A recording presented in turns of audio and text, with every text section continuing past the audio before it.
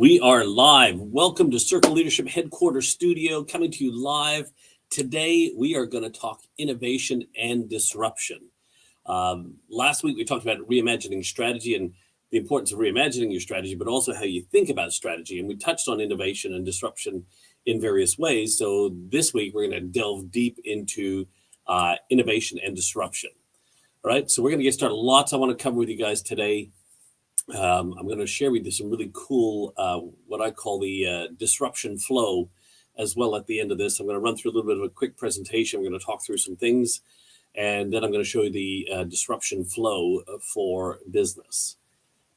Let's get started. So first thing, if you want to have innovation and you want to embrace innovation, which we talked about last week, is really critical for organizations. To me, innovation is the bare minimum. It's the price of entry into evolving and staying relevant today. You've got to be innovating, right? The best way to start innovating, though, is to start asking epic questions.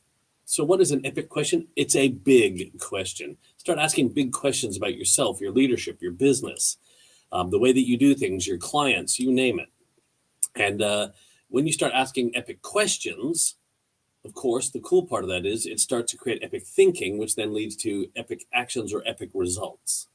So if you want to have epic results in your business, it has to start with asking epic questions, which will lead to epic thinking, which is actually about challenging the norms of everything that you do in business, right? So let's talk about an example of an epic question.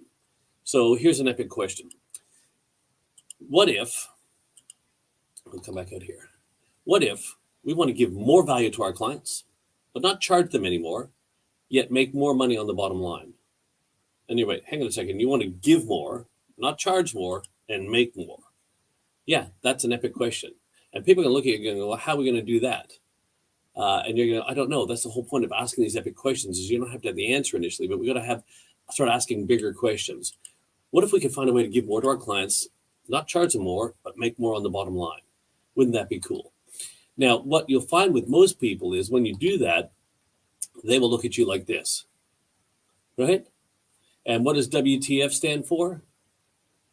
No, it doesn't stand for that. It stands for where's the finance? Where's the funding? How are we going to pay for this? This is when I've challenged people on this before. They go, great, how are we going to pay for that? Because a lot of us think that in order to do this stuff, we have to go outside of our organization to find the latest innovations that we can bring into our organization to be able to do these things, to make these radical shifts inside our organization. So please understand that if you think money is the answer to solving all your problems, you are either, well, you've got your mind on the wrong problem. The problem is that you think money is the answer. So what do we do? So how do we change this? How do we get people out of this, where's the funding, where's the finance kind of mindset, and where we have to go and bring in some innovation? Well, let's look at the word innovate. So if we really need to innovate in our organization, well, what does innovate mean? So innovate, if you look at the word itself, in is a prefix for within, and novate is to change or do something different. If you've ever had a novated lease, is where you get a new car every 2 years or whatever, right? So the word itself says to change or do something different from within. So please understand, all true innovation starts from the inside out. You don't have to look outside for the latest and greatest innovation for your business, right? So this is when where innovation is really important. It's about challenging our people to look at the isness of our business, right? Isness is the death of your business. Well, that's just the way it is around here. Well, what if it wasn't? What if it isn't? And start asking those epic questions about those things. And then that's when you start to discover your answers. So when you've done that, one of the other epic questions we challenge people to do, and this is where it gets more disruptive. So you looked at innovation. So what is disruption? If innovation is to change or do something different from within, well, innovation is a radical shift in the way things are done, right? So it's actually about creating a new model that makes the old model obsolete. So if we want to move from innovation, which is tweaking and tinkering with our existing model, which is cool, and you should be doing that, disruption, on the other hand, is about a radical shift away from the way we've always done things around here. So it's not tinkering and tweaking with things. Actually, it's about a total shift in it. All right. So it's about, as Buckminster Fuller said, if you want things to change, don't fight the existing reality, create a new model that makes the old model obsolete. So one of the other ways you can look at moving to disruption in your business is going, how would we put ourselves out of business, right? If we were to go across the street and start a business across the road and we look back at our old business over there and say, what would we need to build here that would put that business out of business, or at least take significant market share away from them. In the next 3 years, what would we need to build here that would challenge that business there? It's not like, what would this business over here have to do wrong? It's what would we need to build over here that would put this business out of business? And then what you want to do is start to map out what is that business that would be built that would put yourself out of business. Because when you try to put when you actually put yourself out of business, you're just putting your old way of doing business out of business. But when someone else comes along and builds it, they're actually putting you out of business.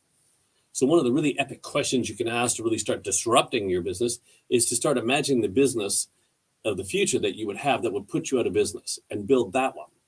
So that someone else, because I guarantee you somebody else is already thinking about how to put you out of business, right? Guarantee you somebody else is thinking about how to put you out of business.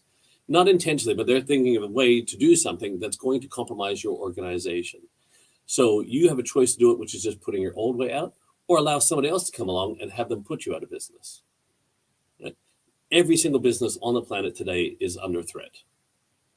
You need to constantly be challenging this here. So when you think about that from a disruption point of view, here's some lessons to learn from disruption. Firstly, being aware of the potential for disruption is not enough. Okay, Blockbuster knew that there was a potential for them to be disrupted. So you got to catch those early warning signs. Now, planning to ride the wave is enough. Hey, we know this disruption's coming, but we're just going to ride the wave and see how it goes. That is more about responding. What you need to be doing is responding with reimagining and bold risk-taking. You cannot ride the wave. So being aware is one thing. Planning to ride the wave is not the answer. You must lead the disruption in your industry. You have to challenge what's possible in your business, industry, and market. And then, if you really want to lead the disruption, you need to start by disrupting your own business. And by the way, you should have already started that now. Okay, so there's awareness of it. There's people who are thinking about riding the wave. And then there's people who go, we're going to lead this thing. And the best way to lead it is to be disrupting your own business as the role model or the new model for your industry. Because I guarantee you somebody else is already thinking about it. So you can sit there and wait for it to happen and go, oh crap, now we have to react to it, which is what happens to most people. Or you can lead it by challenging those things and asking those epic questions. So ask epic questions, innovate, but that's not enough today. Disrupt your own business, and which will disrupt your industry. Okay. And then the last part I'm going to share with you before flipping over the model is that trailblazers end up with arrows in their backs, but get the trail named after them. What does that mean? Well, when you strive to go out and do something different and rattle the cages of your industry by disrupting your own business and creating a new model that makes the old model obsolete, a lot of other people are going to come at you and go, you're screwing things up for all of us, right? And they're going to be upset because they didn't think about it. So they're going to go after you. Much like when Uber first came out with its rideshare app and everything like that, the taxi industry started attacking Uber and getting upset with them. Yet now, every taxi company has an app. Every taxi company has water bottles and looks at customer service and all these things that weren't happening because Uber created a new model that made the old model obsolete. Now, interestingly enough, when you think about Uber as a business today, were they innovative or were they disruptive? Now, a lot of people say they were innovative, but I would challenge that they weren't really innovative. They were more disruptive. And here's why. If you look at the app, if you go to Uber and you have the app on your phone, and you go, well, firstly, did apps exist? Yes. Did Google Maps exist? Yes. Did geo-tracking already exist? Yes. Did people jumping in cars with complete strangers already exist? Yes. What they did is they packaged that all up together and created something that disrupted the industry. Now, you could ask yourself, did that disruption, did they take the market away from the taxi companies? Yeah, initially they did. But a real disruption, what the new model created, was a bigger market, actually. So whilst Uber came out and took market share away from the taxi companies, what it actually did is it ended up creating a bigger market. How many more people are jumping in cars with complete strangers today than they ever did before? And now how many rideshare companies do we have? So there was the, and we'll show you this in the workflow in a moment, there was an interruption in terms of the way things were done. The disruption then happened, and then there was an eruption after that, giving a little insight into the disruption flow of, obviously people were getting angry, upset, but then all of a sudden new apps are coming out like Didi, Lyft, Chauffeur, all these other rideshare apps started coming out then. So it's really important to understand, like, this is what disruption will do, and disruption will not go away, and disruption will be happening in every industry, and disruption is not always technology, right? It could be just a new methodology, new way of doing business. It certainly can be leveraged by technology for sure. So stop sharing that. Now I want to bring up the whiteboard here, and I want to share you this last piece here. Okay, so here's the whiteboard. So this is what I call the disruption flow. Firstly, there's an interruption, right? When we think about the interruption, what this is about is this is challenging the isness of our business. Okay, you need to start sitting there and looking at the way that you do things, and this is where that asking those epic questions. This is where the interruption starts, by asking epic questions, right? So the isness, or the old model that we have of our business, which right now might be the existing model you have of your business, right? And then from that interruption, you start asking those questions. That will lead you on to looking at the ways to disrupt your business, right? So this is where you'll discover and implement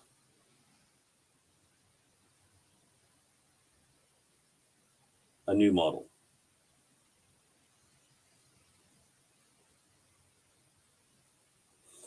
Okay, so as you discover and implement this new model, what it does is it makes the old model obsolete.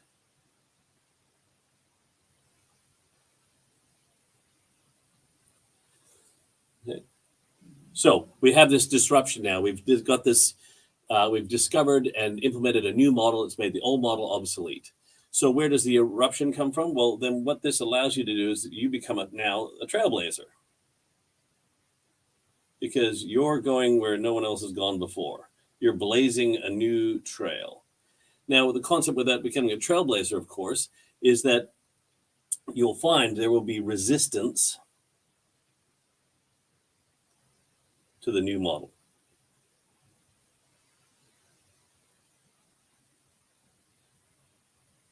So there are two types of eruptions that will happen here. The first one, obviously, is the resistance to it, and then there'll be people who are imitating it. Okay, there will be an eruption of other people doing it now, right? So you go from asking epic questions, which creates an interruption in the isness or the old model of your business. From that, you'll discover and implement a new model, which is where the disruption happens that makes the old model obsolete. Then from that, what will happen is you start to do that. Perhaps your team and your organization may not like some of the changes. Some people will embrace it, some people might not like it, and they will fight against it for a period of time. At first, they will fight against it, and then they'll go into acceptance, and then guess what? Imitation will follow.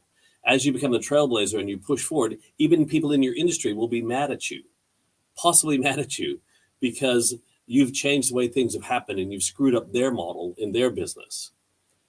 Right? But that's not a reason for you not to do this, right? You need to become a trailblazer in your own industry by being a trailblazer in your own business, and understand that you will have a resistance to the new model, but then after that, they will be copying you, which is why now there's Lyft and Chauffeur and Didi and you name it, all the other ride shares that are out there. Okay, so you will go from interruption to creating the disruption, and then be prepared for the eruption that follows. And the eruption takes two things. The eruption is the explosion or the outburst. There will be an outburst. There will be an outburst from people who it's impacted and they're upset. There will be an outburst of people who are going to copy and imitate what you've done. Right? So there you go. So innovation is to change or do something different within. It's tweaking, it's adjusting, and things like that, and getting your team involved in that. And that is today price of entry. Then you need to really start thinking about disruption. How do I create a radical shift in the way we think? Because somebody else is thinking about it right now. And one of the things that I would challenge you on is the people that you think that might disrupt you, or you're looking at your competitors around your industry. I assure you the disruption probably won't come from one of those people. What it'll come from is a pissed off consumer. If you think about Uber, Netflix, Airbnb, three of the biggest disruptions that happened in their industries in the last 10 years or more, Netflix wasn't started by people in the entertainment industry. Uber wasn't started by people in the transportation industry. And Airbnb wasn't started by people in the hospitality industry. They're what I call pissed off consumers. There are people who saw a gap in the market and said, hey, there's an opportunity here that nobody's taking care of. We're going to do it. So whilst the hotel companies could be looking at each other and what they're doing and how they're doing it, that somebody else outside of the industry came along and created something that totally transformed accommodation. Right? And even if you think your industry is protected, like the taxi companies, they're regulated by government. They thought, no, we're protected. Their industry got disrupted. So even if you think you're regulated, protected, or whatever, please be aware that somebody will come along and disrupt that old model. It's going to happen. So if you're not looking at innovation as part of your internal agenda, you're already well behind. If you're not, then also moving from there to saying, how could we disrupt our business? What are the epic questions we could be asking of our organization that will allow us to interrupt the isness and the existing model that we have that may lead us to start to see what a new model might look like? And then challenge yourselves to put yourselves out of business. In 3 years' time, if we were to build something that would put us out of business, what would be built that could put us out of business, and start to build that organization? That's part of how you evolve and stay relevant in the hearts and minds of the people that you choose to serve. All right, we've been going for 16 minutes. So innovation, disruption, love to have your comments, thoughts. Think about that the disruption flow that I just shared with you. If you want a copy of that, please just put hashtag disruption in the comments, and I'll get a copy of that to you. It's really important to go from interruption to disruption and be prepared for the eruption that will follow. Okay, guys, until next week, look forward to seeing you again. Thank you for tuning in to the live stream this week on innovation and disruption. Hopefully that was of value to you guys, and we'll see you next week.